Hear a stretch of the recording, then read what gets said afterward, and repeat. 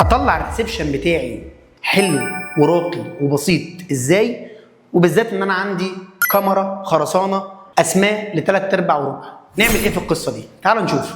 اول هام لازم استخدم ارضيه وانا بختار السيراميك او البورسلين تكون ارضيه محايده، يكون لونها يمشي مع اي لون فرنتشر او اي لون حوائط اجيبه.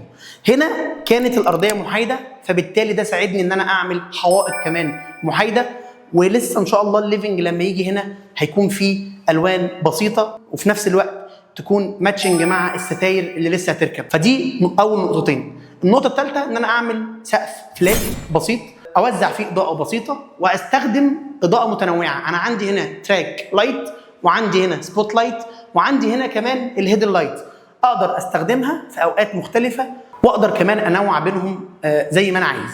طيب ناخد بالنا من ايه تاني؟ طبعا الباب لازم يكون ماتشنج مع بقيه الابواب ويبقى كله نفس اللون، بالاضافه ان انا زي ما قلت قبل كده ما قللش في المواصفه الفنيه، سواء كان الجوان اللي زي كده، سواء كان مواصفه الباب نفسها، البر ال 10 سم، كل دي تفاصيل مهمه جدا لازم اخد بالي منها وانا بعمل البيت بتاعي. وطبعا ما انساش ان انا اقاسس تلفزيون، واكيد هقاسس تكييف بالصرف بتاعه.